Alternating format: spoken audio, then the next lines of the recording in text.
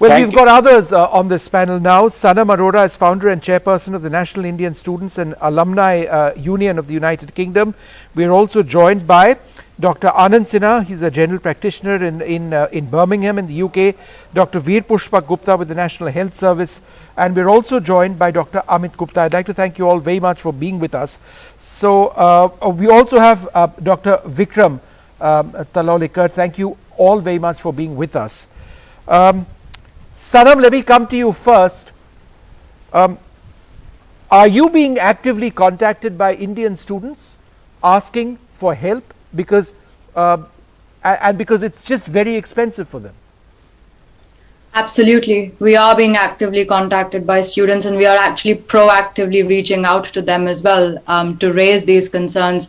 Mr. Virendra Sharma, who you just had, is one of our patrons, and so we often work with Mr. Sharma quite closely to take these concerns into Parliament and other stakeholder groups. So students are actively reaching out to us. It is something we've been raising since April. In April, we wrote to the UK Education Secretary, Mr. Gavin Williamson, to at least, if not move India off the red list, then at least reduce the charge significantly or waive it for students, because as you say, it is an outrageous charge. It's exorbitant, and it's not student-centric at all. And particularly for our current students. So the new ones who are coming in September, at least they've had the sort of, the notice to be able to understand how much the overall cost is going to be.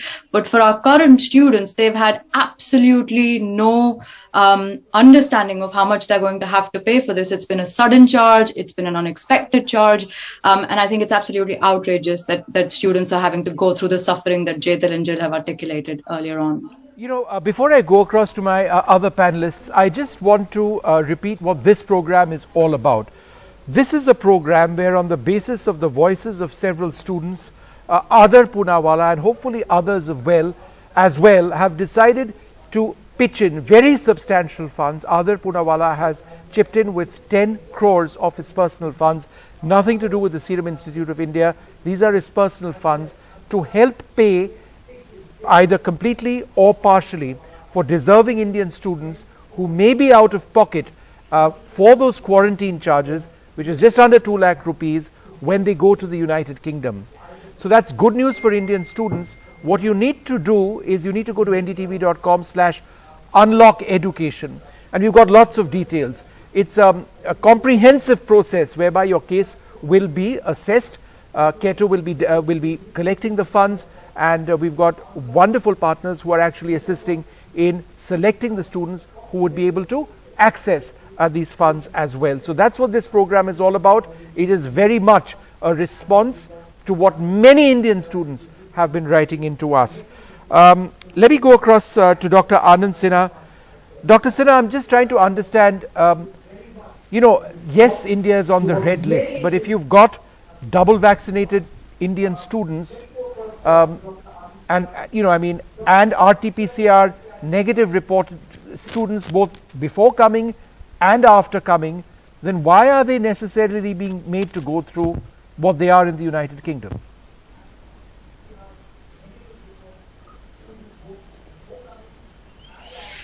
Dr. Sinha? All right, let me go take that across to Dr. Veer Pushpak Gupta. Dr. Gupta, can you hear me? Yes, I can hear you clearly. Could you take Vishnu? that question, please? Yeah, so thank you for having me on the show, first of all. Look, we have to look at how the process works in the UK. So at the moment, the red list is not only for India, it's for about 30 other countries as well. And the reason the red list was put in place at that point in about April 2021 was because of the variants that were coming in. So predominantly the Delta variant that was coming in from the subcontinent. Now, a 10-day quarantine or a 12-day quarantine in the amber list is what the procedure is if India is bumped down to the amber list. Right. The issue with that is that a lot of the amber list countries, when people come in, the quarantine is not very strictly enforced. I mean, there are daily phone calls from the NHS, from the call centers to know whether you're at home or not, but there's no actual visual enforcement of a quarantine.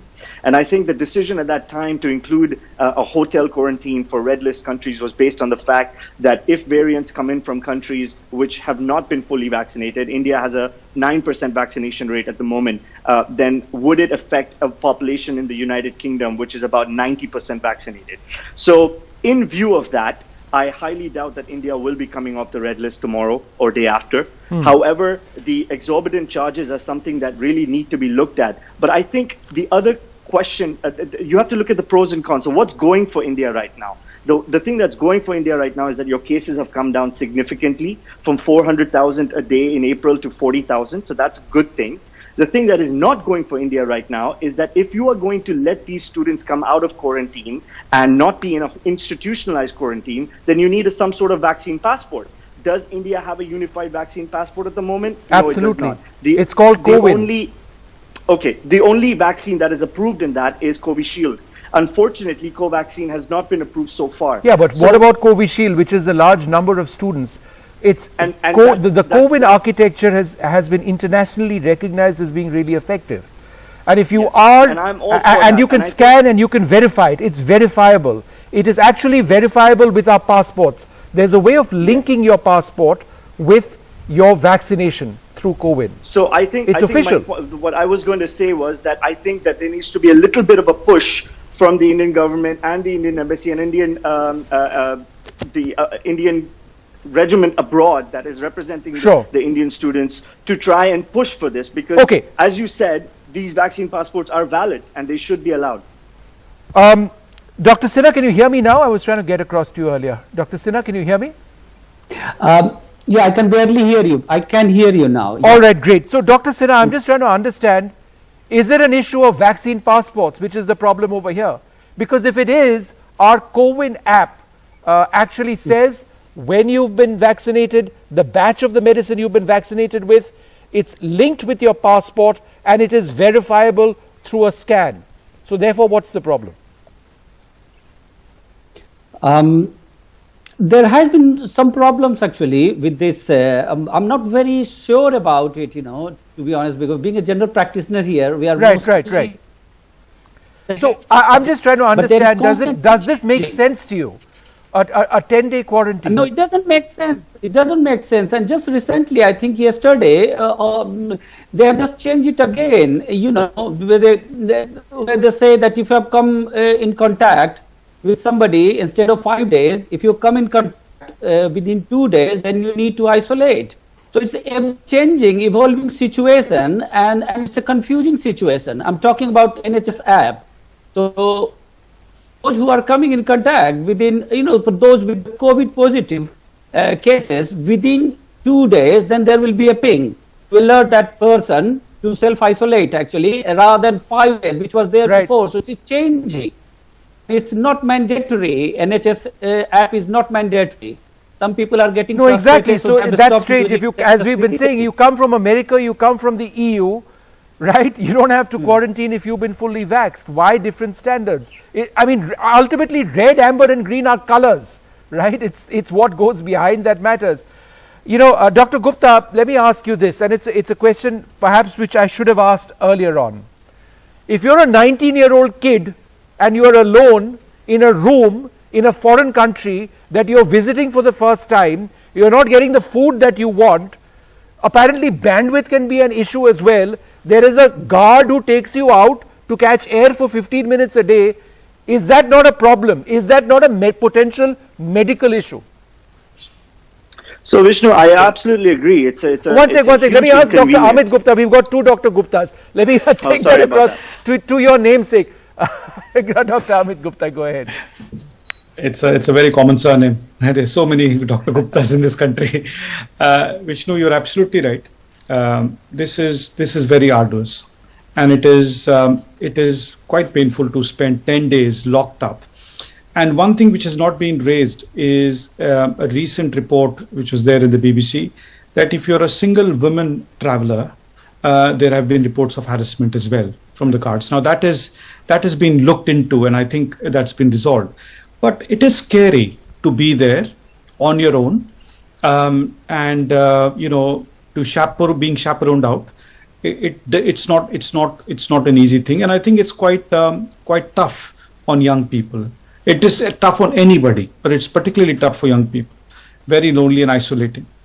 I just wanted to talk about the red, amber, green. Now, see, when these categories came, they were designed to prevent the entry of COVID variants.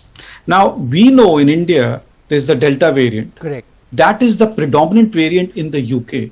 So I can't see how having India on the red list is going to help. Correct. It doesn't seem scientifically congruent. Yeah. You've got a majority of the Indian population having the Delta variant. Now you've got the same variant in the UK. So what are you achieving in the 10-day quarantine period? That's number one. Number two, you've already been tested before you fly, and then you can get tested after you reach here. So if you are negative, you are negative. That is Precisely. quite important. And doctor, it's not just once that you're being tested over here in India. Yeah. You're being tested by day 2 of arrival, and in cases day 8 as well, right? Yeah. So you are being tested you could end up hurting your nose with the number of those tests. Absolutely. So that aside, the third thing is that when we talk about Covishield and its acceptance, now there were batches of Covishield, there were batches of vaccines which were produced in India, were given to UK residents, and there was a couple in Malta who Correct. were taken off the flight, and there was a big hoo-ha about it. And the British government pressed and leveraged this position and got a lot of people to accept that. Now, I don't think the Covishield as a vaccine is an issue. I think the issue is with the red, amber, and green. The red being trying to avoid variants. I think that logic falls apart. Yeah, in fact, I wanted to take that question to Dr. Tolalikar. Sir, this is what I don't understand. One of the concerns, as has been stated in the United Kingdom and the rules as I understand it, is that they're looking out for different variants. Now, Delta has surged across the United Kingdom. It's the same variant. Delta Plus, according to the World Health Organization, is not a variant of immediate concern, right? So therefore, that argument falls apart as well. And we have, to the best of our knowledge, contained Delta Plus. Doesn't represent the threat that many thought it did. Thank you, Vishnu, for having me on the show. I agree with most of your other panelists. I think there is a bit of a common sense lacking here, or there's a bit of lack of logic here.